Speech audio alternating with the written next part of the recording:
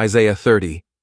Woe to the rebellious children, saith the Lord, that take counsel, but not of me, and that cover with a covering, but not of my spirit, that they may add sin to sin, that walk to go down into Egypt, and have not asked at my mouth, to strengthen themselves in the strength of Pharaoh, and to trust in the shadow of Egypt. Therefore shall the strength of Pharaoh be your shame, and the trust in the shadow of Egypt your confusion. For his princes were at Zoan, and his ambassadors came to Hanes. They were all ashamed of a people that could not profit them, nor be an help, nor profit, but a shame, and also a reproach. The burden of the beasts of the south, into the land of trouble and anguish, from whence come the young and old lion, the viper and fiery flying serpent. They will carry their riches upon the shoulders of young asses, and their treasures upon the bunches of camels, to a people that shall not profit them. For the Egyptians shall help in vain, and to no purpose. Therefore have I cried concerning this, their strength is to sit still. Now go, write it before them in a table, and note it in a book, that it may be for the time to come forever and ever. That this is a rebellious people, lying children, children that will not hear the law of the Lord, which say to the seers, See not, and to the prophets, Prophesy not unto us right things, speak unto us smooth things, prophesy deceits. Get you out of the way, turn aside out of the path, cause the Holy One of Israel to cease from before us. Wherefore thus saith the Holy One of Israel, because ye despise this word, and trust in oppression and perverseness, and stay thereon. Therefore this iniquity shall be to you as a breach ready to fall, swelling out in a high wall, whose breaking cometh suddenly at an instant. And he shall break it as the breaking of the potter's vessel that is broken in pieces. He shall not spare, so that there shall not be found in the bursting of it assured to take fire from the hearth, or to take water withal out of the pit. For thus saith the Lord God, the Holy One of Israel, In returning and rest shall ye be saved, in quietness and in confidence shall be your strength, and ye would not. But ye said, No, for we will flee upon horses, therefore shall ye flee, and we will ride upon the swift, therefore shall they that pursue you be swift. 1,000 shall flee at the rebuke of one, at the rebuke of 5 shall ye flee, till ye be left as a beacon upon the top of a mountain, and as an ensign on an hill.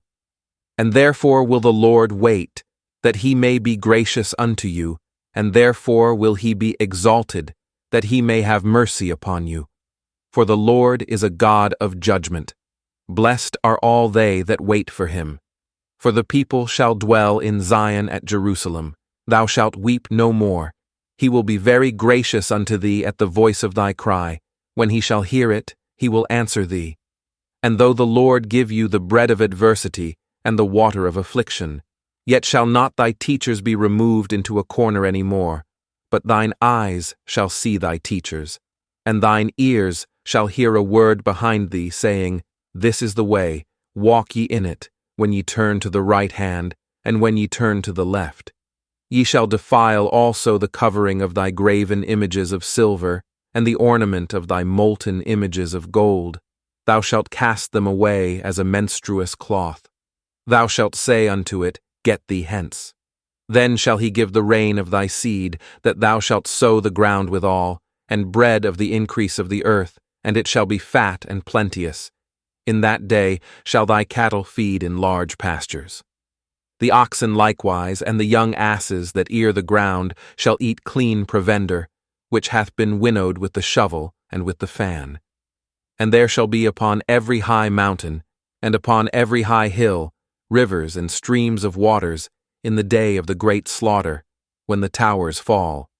Moreover, the light of the moon shall be as the light of the sun, and the light of the sun shall be sevenfold, as the light of 7 days, in the day that the Lord bindeth up the breach of his people, and healeth the stroke of their wound.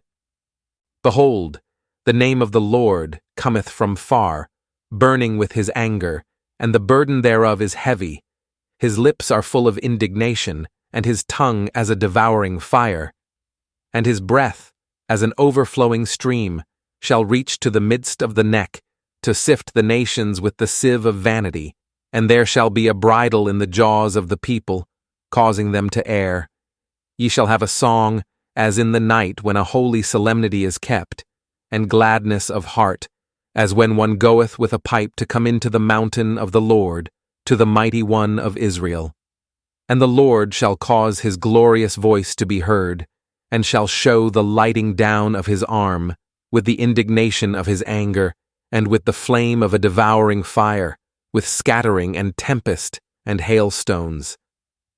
For through the voice of the Lord shall the Assyrian be beaten down, which smote with a rod, and in every place where the grounded staff shall pass, which the Lord shall lay upon him, it shall be with tabrets and harps, and in battles of shaking will he fight with it.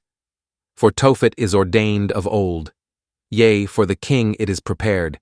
He hath made it deep and large, the pile thereof is fire and much wood. The breath of the Lord like a stream of brimstone doth kindle it.